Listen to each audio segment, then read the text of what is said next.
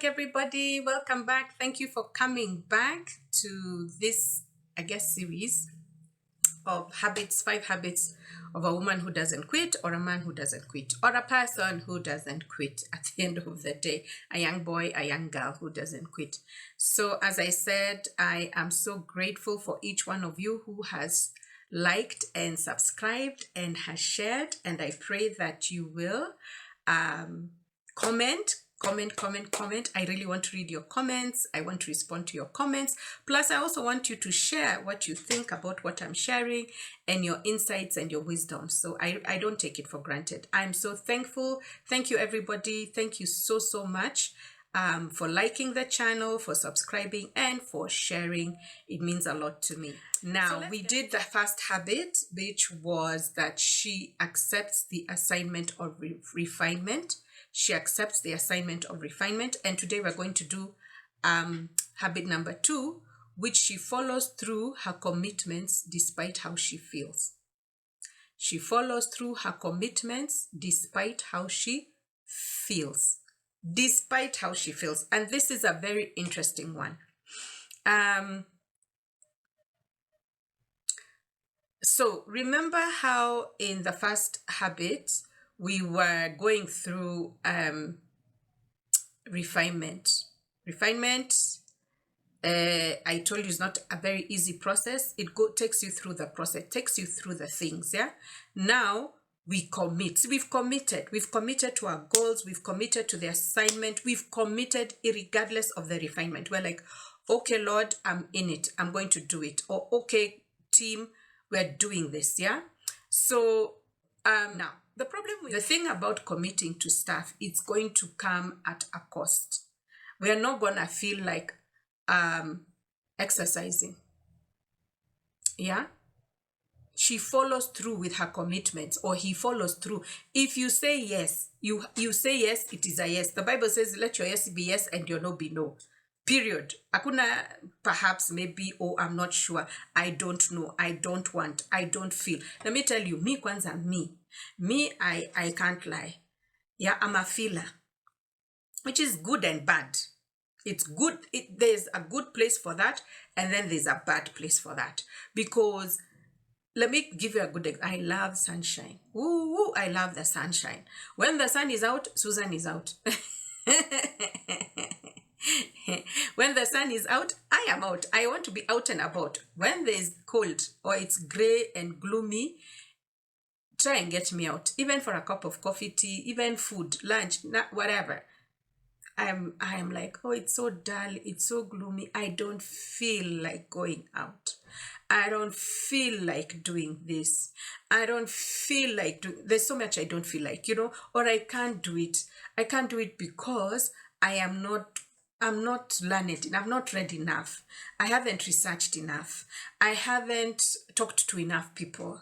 I haven't read enough books. Like, there's always, let me tell you, all those emotions and feelings, they are the biggest detractors of you achieving your goal or achieving the assignment or conquering that which you need to conquer.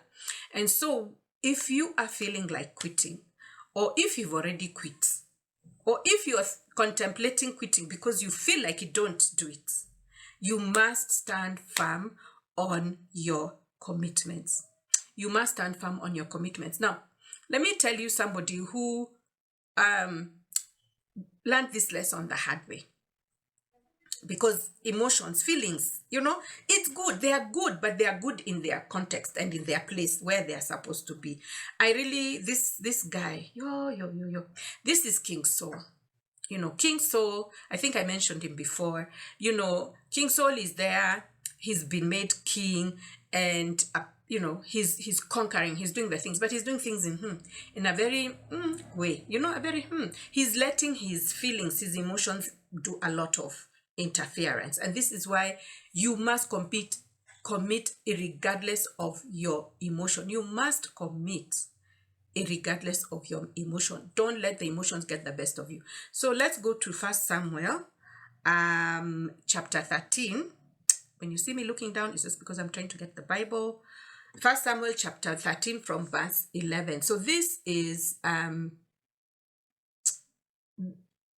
Saul, they were going to fight, yeah, because these people had come against him. All right, so he had chosen his 3,000 men, and they were going to fight the Philistines. And so what happened in? Let me read from verse 7. Okay, some Hebrews even crossed the Jordan to the land of Gad of Gilead. Okay, so there were armies coming, forming to fight Saul, King Saul. And then it says, and Saul remained at Gilgal, and all the troops with him were quaking with fear. This is not funny, but it's funny because now everybody was panicking. And so you know what? Saul, it says, he waited 7 days, the time set by Samuel. But Samuel did not come. Samuel is the prophet, for those of you who don't know this story. So before Saul would go to war, he would wait for the prophet. The prophet would make the sacrifice, do the prayers. Prophet would also tell them how this battle would go down. And then, they would go knowing they have gone with the Lord. They have gone with the power and the blessing of the Lord to go and conquer these people. But this is, it says, he waited 7 days, the time set by Saul, but Samuel did not come. The time set by Samuel. Can I just repeat that? He waited 7 days, the time set by Samuel, but Samuel did not come to Gilgal. And Saul's men began to scatter. So he said, this is Saul, bring me the burnt offering and the fellowship offerings. And Saul offered them up as burnt offering. Just as he had finished making the offering, Samuel the prophet arrived, and Saul went out to greet him. What have you done? Prophet Samuel asks. And Saul replied, listen to Saul's reply. When I saw that the men were scattering, and that you did not come at the set time, and that the Philistines were assembling in Michmash, I thought, now the Philistines will come down against me at Gilgal, and I have not sought the Lord's favor. So I felt compelled to offer the burnt offering.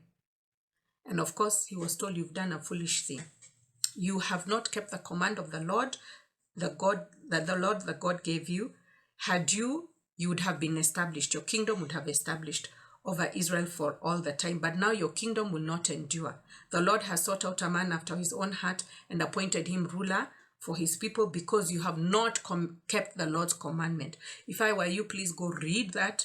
I know I've kind of messed it here and there, but I was trying to show you that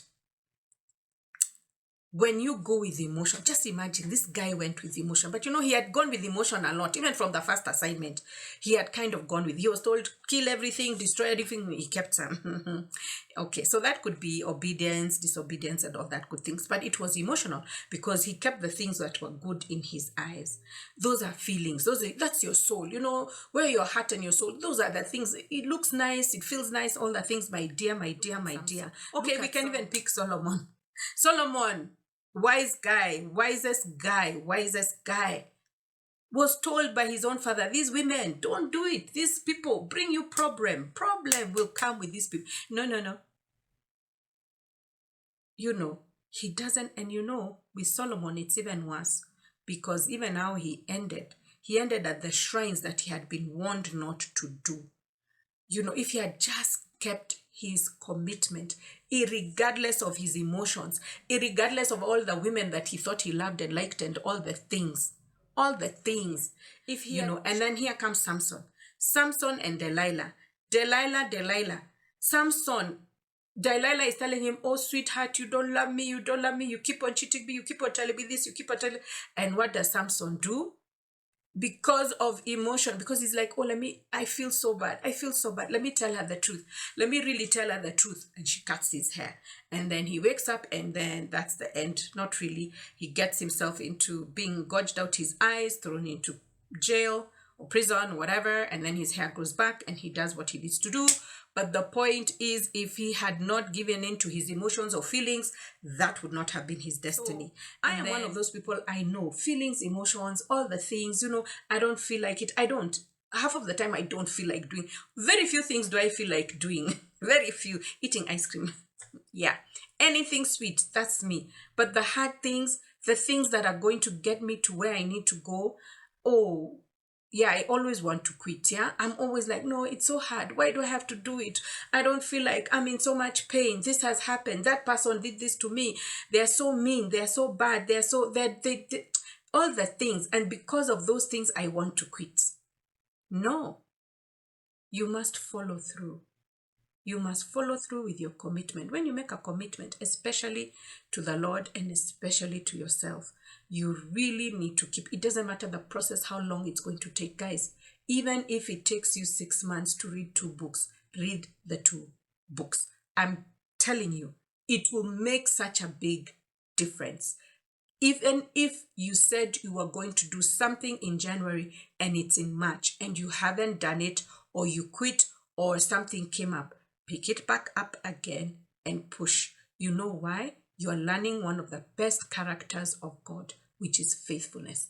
God is faithful to you. God is faithful to his word. And God wants you to learn to be faithful to him and to be faithful to that which you have committed. Faithfulness. Faithfulness. Faithfulness is a character of God, which we are all learning, because we're in the process of refinement, we're in the process of assignment, and we need to learn certain things. Remember what I said, some things are being removed out and good things are being put in. Faithfulness is one of those things. So you don't quit. You're a person who follows through your commitments despite how you feel. So thank you for joining me today. I hope that has been a blessing. Please again, like, share, and subscribe. And please, most importantly, please comment down below and let me hear what you have to add, your insights, your intakes, and all the good things, your wisdom. I'm here for it. So until the next habit, this is me signing off and saying, remember, let's be rooted in the word. And this is Rooted Word.